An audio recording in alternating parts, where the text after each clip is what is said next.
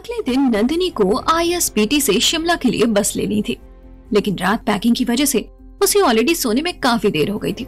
उस पर जिंदगी में पहली बार अकेले उतनी दूर सफर करने की टेंशन की वजह से उसे नींद आ ही नहीं रही थी। करीब 4 बजे के लगभग उसे नींद आने लगी थी। हालांकि उसने सोच लिया था कि अब वो नहीं सोएगी, क्योंकि इतनी देर से सोने के बाद शायद ही टाइम से उसकी आंख खुल पाती, लेकिन ये सोचते सोचते ही उसे कब नींद आ गई उसे खुद भी नहीं पता चला। नतीजा ये हुआ कि 8 बजे की बस के लिए उसकी आंखें 7:30 बजे खुली। एक पल को तो उसे लगा कि आज वो जा ही नहीं पाएगी, लेकिन टिकट से लेकर होटल बुकिंग तक के एडवांस पेमेंट का सोचकर उसमें खुद से ही फुर्ती आ गई। बाथरूम जाने से पहले उसने अवनी को उठाते हुए कहा, अवनी उठ जा यार, मुझे बस स्टैंड तक छोड़ दे।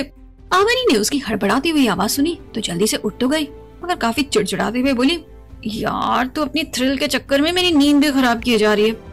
लेकिन नंदिनी के पास और कोई रास्ता नहीं था। उसने बाथरूम का दरवाजा बंद करते हुए कहा, छोड़ दे यार, तेरे लिए शिमला से अच्छी सी जैकेट ले आऊंगी। अवनी ने मुंह धोने के लिए बेसिन के पास जाते हुए अलसाई सी आवाज में कहा, तो ये शिमला से सही सलामत लौट आना, मेरे लिए यही काफी होगा। मुझे तो ये सोच सोच के घबराहट हो रही है कि जो लड़की इतने सालों में दिल्ली के इंडिया गेट तक नहीं गई, वो अकेले शिमला ट्रिप पे जा रही है। बाथरूम के अंदर से उसकी बातें सुन रही नंदिनी का दिल भी एक बार को धड़क सा गया। सच्ची तो कह रही थी अवनी, इतने सालों घर से दूर रहने के बाद भी उसने कहीं घूमना फिरना जरूरी नहीं समझा। लेकिन अपने खोल में बंद रहने वाली नंदिनी अब बस किसी भी तरह से अपने पापा को ढूंढ निकलना चाहती थी, ताकि बचपन से लेकर आज तक जो एक गुत्थी थी वो सुलझ जाए। शायद शिमला में अपने पापा से मिलकर वो उन सारे सवालों के जवाब जान सके जो उसके मन पर किसी बोझ की तरह पड़े हुए थे। बस स्टैंड पहुंचकर अवनी की स्कूटी से उतरते हुए उसने अपनी रिस्ट वॉच पर नजर डाली। 8 बज चुके थे। उसने अपना बैग संभालते हुए बस की तरफ दौड़ लगाते हुए अवनी को बाय कहा। अवनी ने चिल्लाते हुए पीछे से कहा, पहुंचते ही फोन कर देना और संभल कर जाना, अपना ख्याल रखना। नंदिनी ने बगैर मुड़े बस की तरफ भागते हुए कहा, हाँ हाँ कर दूंगी कॉल, बाय। अवनी ने दूर तक उसे जाते हुए देखा, फिर मुस्कुराकर स्कूटी स्टार्ट करते हुए खुद से बोली, ये लड़की बिना भी भगवान, अब तू ही उसकी रक्षा करना। कहकर अवनी वहां से वापस लौट आई। इधर नंदिनी भागती हुई बस की तरफ बढ़ती जा रही थी। अब बस स्टार्ट होकर फाइनल हॉर्न देने लगी थी। नंदिनी एक हाथ में ट्रॉली बैग तो दूसरे हाथ में अपना हैंडबैग थामे भागती जा रही थी। किसी तरह से भागते दौड़ते वो फाइनली बस में चढ़ चुकी थी। वो मोबाइल की स्क्रीन पर सीट नंबर देखते हुए आगे बढ़ती जा रही थी। 26। उसने बुदबुदाते हुए एक सीट के सामने खड़े होकर कहा। उसे उसकी सीट मिल चुकी थी। उसने जल्दी से अपना लगेज एडजस्ट किया और अपनी सीट पर आकर बैठ गई। तो फाइनली पापा, मैं आपको ढूंढने निकल पड़ी हूँ। मुझे नहीं पता है कि आप मुझे मिलोगे भी क्या नहीं मिलोगे, लेकिन कम से कम मेरे मन पे कोई बोझ तो नहीं रहेगा कि मैंने आपके बारे में जानने की, आपको ढूंढने की कोशिश नहीं की। सोचते हुए उसने एक गहरी सांस ली और इधर उधर नजरें घुमाते हुए आसपास देखने लगी। तभी उसकी नजर अपने बगल वाली सीट पर बैठे पैसेंजर पर पड़ी। वो जो कोई भी था, उसने अपने चेहरे पर एक बड़ा सा हैट डाल रखा था और ऐसा लग रहा था जैसे कि वो सो रहा हो। उसे विंडो साइड बैठा देखकर नंदिनी ने मन ही मन सोचा, काश खिड़की वाली सीट मुझे मिल जाती। ये ख्याल आता ही नंदिनी को आइडिया सूझा। उसने झूठ मूठ की खांसी करते हुए उसे टोका, एक्सक्यूज मी मिस्टर, मुझे ना वॉमिटिंग की प्रॉब्लम है, क्या आप सीट एक्सचेंज करेंगे? उसके लहजे में जैसे चाशनी घुली हुई थी। वहां पर कोई भी होता तो इतनी मीठी आवाज सुनकर उसकी रिक्वेस्ट टाल नहीं पाता, लेकिन नंदिनी के सारे अरमान पर पानी फिर गया जब उधर से बिना उसकी तरफ देखे जवाब आया, ये बहुत घिसा पिटा पुराना बहाना है मैम, आप कोई नया और रिफ्रेशिंग नुस्खा क्यों नहीं आजमाती? और वैसे भी ये वॉल्वो है, विंडोज पैक्ड होते हैं इस बस में, आपको तेज हवा में अपनी जुल्फी लहराकर मुझे इम्प्रेस करने का कोई मौका नहीं मिलने वाला है, इसलिए जहां बैठी हैं वहीं से अपना सफर पूरा कीजिए। नंदिनी को उस इंसान से इतना खरा खोटा जवाब सुनने की उम्मीद नहीं थी। उसने गुस्से में बड़बड़ाते हुए कहा, हाँ, खड़ूस कहीं का। हालांकि नंदिनी ने यह बात काफी धीरे से कही थी, मगर उस शख्स तक उसकी आवाज पहुंच चुकी थी। वो उसके मुंह से अपने लिए खड़ूस सुनते एकदम से बेभर गया। उसने एक झटके में अपने चेहरे से हैट हटाया और उसकी तरफ देखकर गुस्से से कुछ बोलना चाहा, लेकिन उसके शब्द जैसे उसके गले में ही अटके रह गए।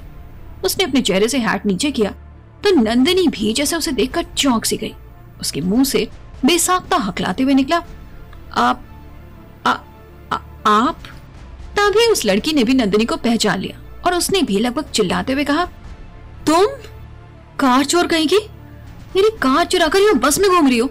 अब क्या ये बस भी चुरा के भागने का इरादा है? सच सच बताओ, कहाँ बेची मेरी कार? समीर के इस तरह चिल्लाने से अब तक नंदिनी के मन का गिल्ट भी जा चुका था। उसने अपने दांत पीसते हुए कहा, धीरे बोलिए, बाकी लोग सुन रहे हैं। मैंने आपकी कार चुराई नहीं थी, सिर्फ बोरो की थी, वो भी तब जब आप मुझे कोऑपरेट नहीं कर रहे थे। और वैसे भी क्या आपने अपनी कार में जीपीएस सिर्फ शोबाजी के लिए लगा रखा है? शक्ल से तो आप इतने अमीर नहीं दिखते हैं कि कार के खो जाने पर ये सोचें कि जाने दो, दूसरी ले लेंगे। उसके ऐसे टोकते ही समीर ने कुछ झेपते हुए कहा, ठीक है, मुझे अच्छी तरह से याद है कि मेरी कार में जीपीएस है। वो तो मैं कुछ बिजी था इसलिए उस तरफ ध्यान नहीं किया। और वैसे भी अभी दिल्ली एनसीआर में किसी की मजाल नहीं है जो हमारी कार चुरा सके। नंदिनी ने मुंह टेढ़ा करते हुए उसकी नकल की और फिर उसी तरह जवाब देते हुए बोली, आपकी कार चाबी समेत मैंने गुड़गांव रेलवे स्टेशन में ही पार्क करके छोड़ दी है। और हाँ, अगले 10 घंटे का पार्किंग चार्ज भी पे कर दिया था। ओहो, कितनी दरिया दिल हो तुम। कहते हुए समीर ने अपना फोन निकाला और अपने मैनेजर को कॉल करके गुड़गांव से कार लाने के लिए इंस्ट्रक्ट करने लगा। नंदिनी अब चुपचाप बाकी का सफर तय करने की ठान चुकी थी, क्योंकि वो अब समीर से उलझना नहीं चाहती थी। और वैसे भी मन में कहीं उसकी कार को लेकर एक फिक्र तो थी जो अब दूर हो चुकी थी। उधर समीर ने भी उसे नहीं टोका, यहाँ तक कि बाकी का सारा रास्ता दोनों ने खामोशी से गुजार दिया। लेकिन दोनों ही ये नहीं जानते थे कि शिमला पहुंचने पर दोनों कितनी बड़ी मुश्किल में फंसने वाले थे। शिमला पहुंचते ही बस के आधे से ज्यादा पैसेंजर सोए हुए थे। कंडक्टर की कर्कश आवाज से सबके साथ साथ नंदिनी और समीर की आंखें भी खुल चुकी थी। समीर ने उठते ही एक जोर की अंगड़ाई लेते हुए जानबूझकर नंदिनी को सुनाकर कहा, थैंक गॉड शिमला आ गया, वरना ना जाने कब तक बगल में बैठी मुसीबत को झेलना पड़ता। कहकर समीर ने अपने फोन पर आई कॉल रिसीव करते हुए कहा, हे डार्लिंग, मैं पहुंच चुका हूँ, बस कुछ ही देर में ही मैं तुम्हारे सामने होऊंगा। उसे इस तरह से किसी से बात करते हुए देखकर अपना लगेज उतारती नंदिनी ने गुस्से से दांत पीसते हुए कहा, मुझे मुसीबत कह रहा है और खुद तो जैसे लगता है कि कहीं का प्रिंस है। तभी कंडक्टर ने उसके पास लपकते हुए कहा, अरे मैडम, मुसीबत तो अब आई है, आगे कहीं लैंडस्लाइडिंग की वजह से शहर में जाने के सारे रास्ते बंद हो चुके हैं। जल्दी जल्दी उतरकर बस अड्डे पे मौजूद होटल में कोई कमरा ले लीजिए, वरना रहने के लिए भी जगह नहीं मिलेगी। ये सुनते ही नंदिनी के तो जैसे हाथ पैर कांप उठे। वो तेजी से अपना लगेज उठाए हुए नीचे उतर गई। उधर समीर ने भी कंडक्टर की बात सुन ली थी। वो भी जल्दी से कॉल डिस्कनेक्ट करते हुए बाहर की तरफ लपका। नंदिनी लगभग भागते हुए वहीं आसपास बने होटल्स को जांचती परखती आगे बढ़ती जा रही थी।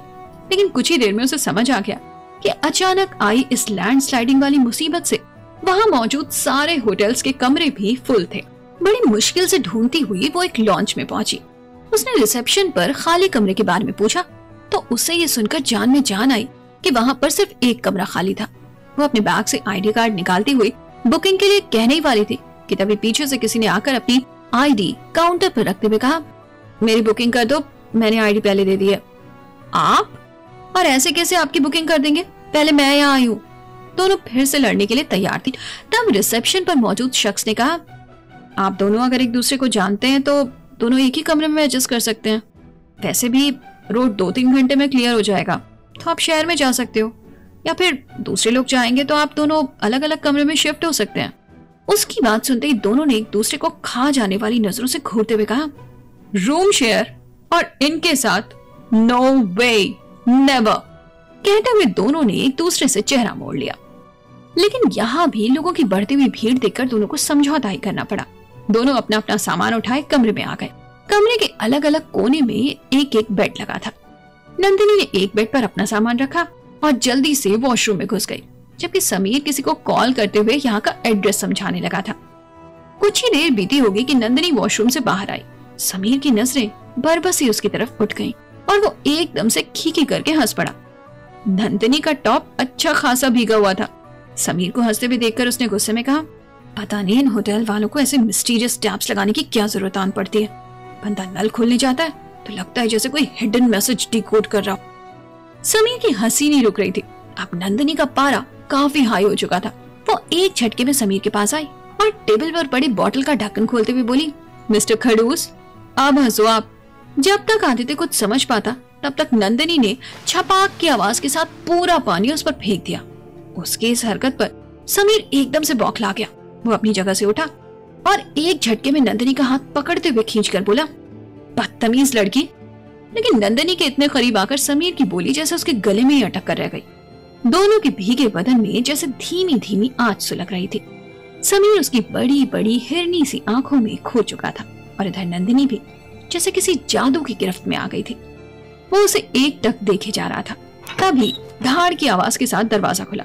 सामने एक बेहद खूबसूरत चाइनीज गुड़िया सी लड़की खड़ी थी। उसने बारी बारी से समीर और नंदिनी को देखा। समीर जैसे हक्का बक्का रह गया था। वो नंदिनी की बाह उसी तरह थामे हुए धीरे से बोला, रिया तुम आ गई। बस लड़की देखी नहीं कि अंदर का नेक इंसान जग गया।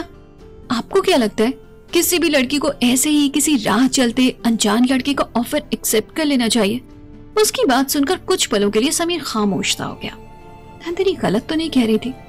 दिल्ली के ऐसे इनसिक्योर माहौल में इस तरह का ऑफर तो कोई भले घर की लड़की एक्सेप्ट नहीं ही करेगी। उसने धीरे से जवाब दिया, देखिए मैं जानता हूँ ऐसे किसी अनजान लड़के पर भरोसा करना सही नहीं है, लेकिन मैं फिर भी कहूंगा कि मुझे इस बात का अफसोस है कि मेरी वजह से आपकी बस छूटी है, इसलिए मैं चाहता हूँ कि मैं आपकी मदद करूं। इतना कहकर उसने अपनी पॉकेट से वॉलेट निकाला और अपनी आईडी कार्ड उसकी तरफ बढ़ाते हुए बोला, भरोसे के लिए आप मेरी आईडी कार्ड की पिक खींचकर उसे किसी जानने वाले को फॉरवर्ड कर सकती हैं। नंदिनी ने उसके बढ़े हुए हाथ में थमी हुई आईडी को गौर से देखा, समीर कश्यप, लेकिन उसने फिर भी कुछ नहीं कहा। तब समीर ने फिर से कहा, हम आपकी बस को आगे सोनीपत में कैच कर सकते हैं, आप चाहें तो मैं आपको सोनीपत के लिए लिफ्ट दे सकता हूँ। नंदिनी उसका ऑफर सुनकर कंफ्यूजन में पड़ गई। उसे समझ नहीं आ रहा था कि उसे इस लड़के की बात मान लेनी चाहिए या फिर नहीं।